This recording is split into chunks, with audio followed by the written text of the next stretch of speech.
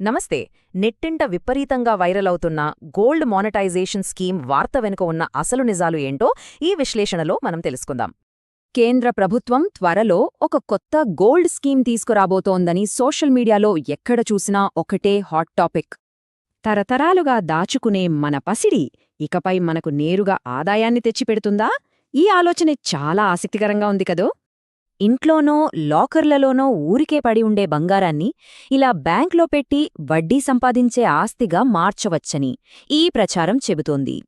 అంటే మన దగ్గర ఉన్న భౌతిక బంగారాన్ని బ్యాంకుల్లో డిపాజిట్ చేసి దానిపై నేరుగా వడ్డీని సంపాదించవచ్చన్నది ఈ వార్త సారాంశం.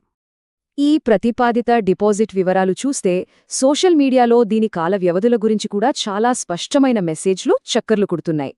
ఈ వైరల్ మెసేజుల ప్రకారం డిపాజిట్ కాలాన్ని షార్ట్, మీడియం, లాంగ్ టర్మ్లుగా ప్రధానంగా 3 రకాలుగా విభజించారట. షార్ట్ టర్మ్ ఎంపికలో మన బంగారాన్ని కేవలం 1 నుంచి 3 సంవత్సరాల పాటు డిపాజిట్ చేసే అవకాశం ఉంటుందట. అదే మీడియం టర్మ్ ఎంచుకుంటే ఈ డిపాజిట్ వ్యవధి 5 నుంచి 7 సంవత్సరాల వరకు ఉంటుందని చెబుతున్నారు.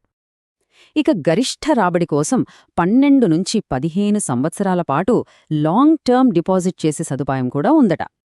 అంతా బాగుంది, కానీ ఇలాంటి ఆకర్షణీయమైన వార్తలను నమ్మే ముందు అసలు నిజనిజాలు ఖచ్చితంగా నిర్ధారించుకోవాలి. వాస్తవమేంటంటే ఈ గోల్డ్ స్కీంపై కేంద్ర ప్రభుత్వం నుండి ఇప్పటివరకు ఎలాంటి అధికారిక ప్రకటన రాలేదు. పూర్తి స్పష్టత రావాల్సిందే. సోషల్ మీడియాలో వచ్చే ప్రతి వార్తా నిజం కాదు. ఇలాంటి ఆర్థిక పుకారులను గుడ్డిగా నమ్మేయడం అస్సలు సురక్షితం కాదు. అందుకే అధికారిక ప్రభుత్వ ప్రకటనల కోసం వేచుండాలి. ఎల్లప్పుడూ విశ్వసనీయ వనరుల ద్వారా మాత్రమే సమాచారాన్ని నిర్ధారించుకోవటం చాలా ముఖ్యం. ఒకవేళ ఇది నిజమైతే ప్రాణంగా చూసుకునే మన బంగారాన్ని బ్యాంకుల్లో డిపాజిట్ చేసేలా సమాజం ఆలోచనా విధానం మారుతుందా? ఆలోచించాల్సిన విషయమే.